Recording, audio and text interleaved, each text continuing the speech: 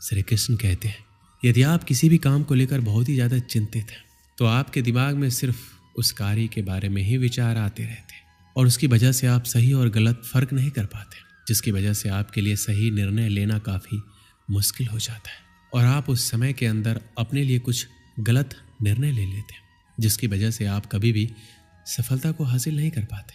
तो आपको जीवन में कभी भी किसी भी कार्य को लेकर बहुत ही ज़्यादा चिंता नहीं करनी चाहिए। आपको सिर्फ और सिर्फ अपने लक्ष्य पर फोकस करना चाहिए ताकि आप लक्ष्य प्राप्ति की ओर आसानी से अग्रसर हो सके। श्री कृष्ण कहते हैं, यदि आप जीवन के अंदर सफलता को हासिल करना चाहते हैं तो आपको एक बात हमेशा याद रखनी है, आपको हमेशा अपने दिल की सुननी चाहिए और उस कार्य को दिमाग से करना चाहिए। जबकि बहुत से लोग दिमाग की सुनते हैं और दिल से कार्य करते हैं, जिसकी वजह से उनको हमेशा परेशानियों का सामना करना पड़ता है। जब आप अपने दिल की बात सुनते हैं और किसी भी कार्य की शुरुआत करते हैं तो आप उस कार्य के अंदर अपना 100% लगा देते हैं और यदि आप किसी कार्य के अंदर अपना 100% लगाते हैं तो आपको एक ना एक दिन सफलता जरूर मिलती है। ज़्यादातर लोग दूसरों के डर की वजह से कभी भी अपने दिल की बात नहीं सुन पाते और हमेशा ऐसे कार्य करते हैं जो उनको कभी भी खुशी नहीं देते और ऐसे कार्य करने चाहिए जो आपको लंबे समय तक खुशी दे सके। श्री कृष्ण कहते हैं, आप सबके जीवन में बहुत सारे चुनौती होते हैं, लेकिन अगर हम अपने अंदर की शक्ति को जान लें तो हम हर मुश्किल का सामना कर सकते हैं। जीवन एक संघर्ष है जिसमें हार और जीत दोनों होते हैं, लेकिन हार से हार नहीं मानना चाहिए। हमें हमेशा संघर्ष करते रहना चाहिए, हमें खुद पर विश्वास रखना चाहिए और हमेशा अपने लक्ष्य की तरफ बढ़ते रहना चाहिए। हमें अपने सपनों के लिए काम करना चाहिए और हमेशा एक सकारात्मक सोच रखनी चाहिए। जीवन में कोई भी मुश्किल हो, हमें हमेशा सकारात्मक होकर समस्या का सामना करना चाहिए। यदि हम सकारात्मक रहते हैं तो हम हमेशा अपने लक्ष्य को पूरा कर सकते हैं। श्री कृष्ण कहते हैं, सफलता कभी भी एक दिन के अंदर नहीं मिलती है, लेकिन एक दिन आपको जरूर मिलती है। जीवन में आपको कदम कदम पर कठिनाइयों और मुश्किलों का सामना करना पड़ता है, लेकिन यदि आप मानसिक रूप से मजबूत हैं तो आप जीवन की बड़ी बड़ी कठिनाइयों का सामना बहादुरी के साथ कर सकते हैं।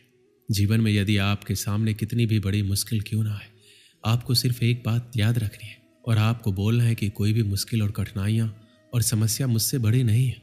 जिंदगी में हर इंसान के जीवन में एक ऐसा समय आता है जब उसको लगता है कि अब सब कुछ खत्म हो गया है, तो उस समय यदि आपके अंदर आगे बढ़ने की हिम्मत होती है तो ही आप सफलता के शिखर को छू पाते हैं।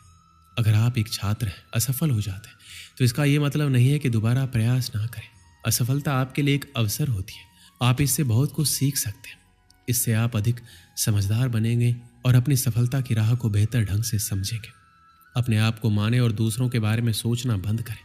अपने आप को उन सफल लोगों से तुलना ना करें जो आपकी उम्र से कई गुना ज़्यादा सफल हो चुके हैं। आपका मार्ग आपका होता है और आपको उसी के अनुसार आगे बढ़ना चाहिए। अपने लक्ष्य को समझें और उसे पाने के लिए मेहनत करें। लक्ष्य स्पष्ट होना चाहिए और उसके लिए आपके पास एक योजना होनी चाहिए। सफल होने के लिए आपको अपने आप पर भरोसा होना चाहिए। आपको अपनी क्षमताओं पर विश्वास होना चाहिए। आपके पास साधन न होने की वजह से आप असफल नहीं हो सकते। आपकी सफलता आपके अंदर होने वाले विश्वास पर निर्भर करती है। और अंत में मैं ये कहना चाहूँगा कि आप सफल हो सकते हैं। आपकी सफलता आपके उत्साह, मेहनत और विश्वास पर निर्भर करती है। अपनी सोच और कार्यों में सकारात्मक रहें और अपने लक्ष्य की ओर अग्रसर रहें। बहुत समय पहले की बात है, भारत के सुदूर दक्षिण में एक छोटा सा राज्य स्थित था। राजा द्वारा राज्य का संचालन शांतिपूर्वक हो रहा था। एक दिन अचानक उसे खबर मिली कि एक बड़े राज्य की सेना की एक बड़ी टुकड़ी उसके राज्य पर आक्रमण के लिए आगे बढ़ रही है। वो घबरा गया क्योंकि उसके पास उतना सैन्य बल नहीं था जो उतनी बड़ी सेना का सामना कर सके। उसने सेनापति को बुलाया। सेनापति ने पहले ही हाथ खड़े कर दिए। वह बोला, महाराज, इस युद्ध में हमारी हार निश्चित है। इतनी बड़ी सेना के सामने हमारी सेना टिक नहीं पाएगी, इसलिए इस युद्ध को लड़ने का कोई औचित्य नहीं है। हमें अपने सैनिकों के प्राण गंवाने के बजाय पहले ही हार स्वीकार कर लेनी चाहिए। सेनापति की बात सुनकर राजा बहुत निराश हुआ। उसकी चिंता और बढ़ गई। उसे समझ नहीं आ रहा था कि क्या करें क्या ना करें। अपनी चिंता से छुटकारा पाने के लिए वह राज्य के संत के पास गया। संत को उसने पूरी स्थिति से अवगत कराया और बताया कि सेनापति ने युद्ध के पहले ही हाथ खींच लिया है। ये सुनकर संत बोले, राजन, ऐसे सेनापति को तुरंत उसके पद से हटाकर कारागृह में डाल देना चाहिए। ऐसा सेनापति जो बिना लड़े हार मान रहा है, उसे सेना का नेतृत्व करने का कोई अधिकार नहीं है। किंतु गुरुवर, यदि मैंने उसे कारागृह में डाल दिया तो सेना का नेतृत्व कौन करेगा? संत बोला, राजन, तुम्हारी सेना का नेतृत्व मैं करूंगा। राजा सोच में पड़ गया कि संत युद्ध कैसे लड़ेंगे। उसने कभी युद्ध नहीं किया, किंतु कोई विकल्प ना देख उसने संत की बात मान ली और अपनी सेना का सेनापति बना दिया। सेनापति बनने के बाद संत ने सेना की कमान संभाल ली और सेना के साथ युद्ध के लिए तैयार कर दिया। रास्ते में एक मंदिर पड़ा। मंदिर के सामने संत ने सेना को रोका और सैनिकों से बोला, यहाँ कुछ देर रुको, मैं मंदिर में जाकर ईश्वर से पूछ कर आता हूँ, हमें युद्ध में विजय प्राप्त होगी या नहीं। ये सुन सैनिकों ने चकित होकर पूछा, मंदिर में तो भगवान की पत्थर की मूर्ति है, वह कैसे बोलेगी। इस पर सेना की कमान संभाल रहे संत ने कहा, मैंने अपनी सारी उम्र दैवीय शक्तियों से वार्तालाप किया है, इसलिए मैं ईश्वर से बात कर लूंगा, तुम लोग यहीं रुककर मेरी प्रतीक्षा करो। ये कहकर संत मंदिर में चले गए। कुछ देर बाद जब वापस लौटे तो सैनिकों ने पूछा, ईश्वर ने क्या कहा। संत ने उत्तर दिया, ईश्वर ने कहा, यदि रात में इस मंदिर में कोई प्रकाश दिखाई पड़े तो हमारी विजय निश्चित है। पूरी सेना रात होने की प्रतीक्षा करने लगी। रात हुई, मंदिर में उन्हें प्रकाश दिखाई पड़ा। यह देख सेना खुशी से झूम उठी। उन्हें विश्वास हो गया कि अब वो युद्ध जीत लेंगे। उनका मनोबल बढ़ गया और वो जीत के मंसूबे से युद्ध के मैदान में पहुंचे। युद्ध 21 दिन चला।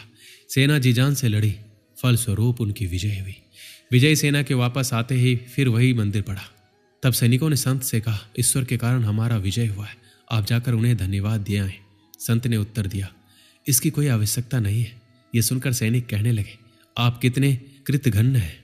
जिस ईश्वर ने मंदिर में रोशनी कर हमें जीत दिलाई, आप उनका धन्यवाद नहीं कर रहे। तब संत ने कहा, उस रात मंदिर से आने वाली रोशनी एक दिए की थी और वो दिया मैं यहाँ जलाकर लाया था। दिन में तो वो रोशनी दिखाई नहीं पड़ी, किंतु रात होते ही दिखाई देने लगी। दिए की रोशनी देखकर तुम सबने मेरी बात पर विश्वास कर लिया और युद्ध में विजय हमारी हुई।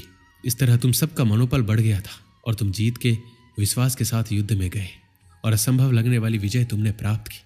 इस कहानी से हमें क्या सीख मिलती है? खुद पर विश्वास रखो और परिश्रम करते रहो। विश्वास की विजय होगी। हमारी सोच ही आगे चलकर वास्तविकता का रूप लेती है, इसलिए हमें अपनी सोच पर ध्यान देना चाहिए। सदा सकारात्मक सोचें ताकि सकारात्मक परिणाम मिले।